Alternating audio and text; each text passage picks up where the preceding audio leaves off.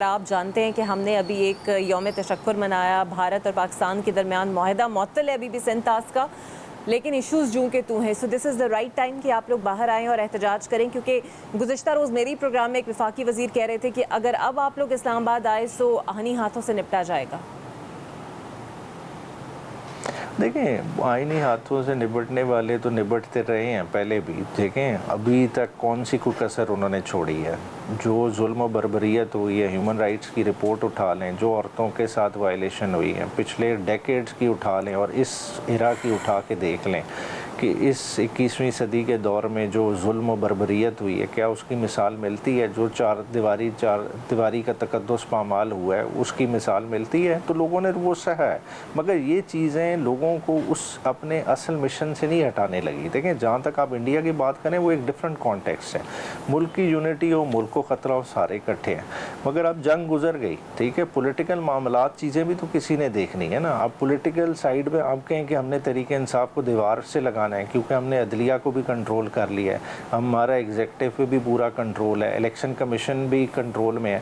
تو یہ ساری چیزیں کر کے آپ کیا ایکسپیکٹ کریں گے؟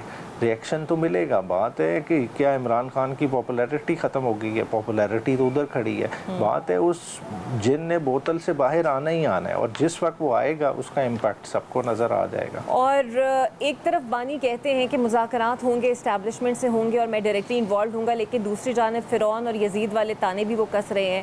تو آپ کو لگتا ہے یہ جو دو طرفہ پالیسی ہے ایسے میں مذاکرات پاسبل ہیں؟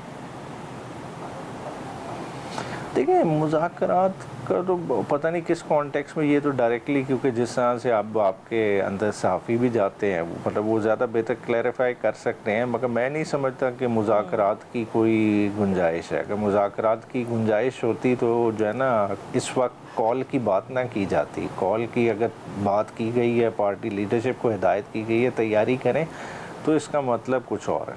بالکل ٹھیک ہے. وہ مطلب کیا ہو سکتا ہے آپ کی نظر میں؟ اس کا مطلب یہی ہے کہ آپ تمام راستے بند ہیں، راستہ ایک ہی ہے، احتجاج کا ہے، اور اسی کے ذریعے سب نے آگے جانا ہے. سر عمر ایوب کے خلاف ایک ریفرنس فائل ہو گیا ہے اور ایاز صادق نے خود الیکشن کمیشن کو بھیجا، اور بظاہر نظر یہ آ رہا ہے کہ شاید اب آپ اپوزیشن لیڈر کی جو سیٹ ہے اس سے بھی ہاتھ دھو بیٹھیں گے. بہت سی نااہلیاں 9 مئی کے کیسز میں ہوئیں، پھر اس کے بعد ریزرو سیٹس کا معاملہ بھی آپ کے سامنے ہے. سو یہ جو اگر ایسا ہو گیا تو آپ جانتے ہیں کہ حکومت تو پھر اپنی تعیناتی اپنی مرضی سے کر سکتی ہے آگے جا کے.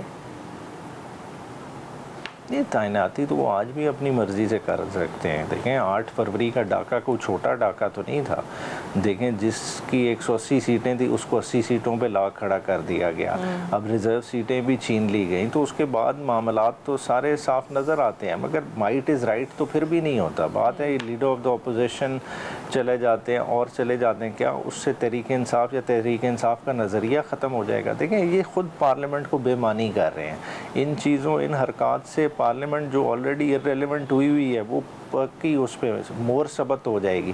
پھر لوگوں کا یقین پختہ ہو جائے گا کہ اس ملک کی جو ہے آگے فیوچر کا، اس کے رخ کا تعین سڑکوں پہ ہی ہونا ہے. اور ایک بات جو خود انہوں نے کہی، اور آخری سوال بھی میرا آپ سے یہ ہے کہ تحریک انصاف میں وکٹوں کے دونوں جانب کھیلنے والے رہنما موجود ہیں، اور یہ بات خان صاحب نے کہی بھی ہے. وہ کن کے خلاف کارروائی کا عندیہ دے رہے ہیں، یا وہ ایسے کون سے لوگ ہیں جو انہیں لگتا ہے کہ دونوں وکٹ کی دونوں جانب کھیل رہے ہیں؟ دیکھیں وکٹ کے دونوں جانب والے، دیکھیں وکٹ کی طرف کیسے کھیل سکیں گے؟ اب جس طرح کی خان صاحب کال دے رہے ہیں لائن ہر کسی کو کھینچنی پڑے گی. یہ بات تو خان صاحب نے خود کی ہے نا، نظریے کا بوجھ نہیں اٹھا سکتا. ہاں جی، اور جو نظریے کا بوجھ نہیں اٹھا سکتا وہ خود سائیڈ پہ ہو جائے گا. دیکھیں اگر 9 مئی کے بعد بھی تو یہی ہوا تھا نا، جو لوگ بوجھ نہیں اٹھا سکتے تھے پہلے سٹیپ پہ آپ نے دیکھا وہ خود سے سائیڈ ہو گئے، پریس کانفرنسز کر کے آسان رستہ پکڑا. تو آج پھر وہی دوبارہ ٹائم آیا کھڑا ہے. جس کو مشکل لگے گا وہ سائیڈ پہ ہو جائے گا، باقی جو بچ جائے گا وہ پھر آگے چل پڑے گا خان صاحب کے کانوائے میں.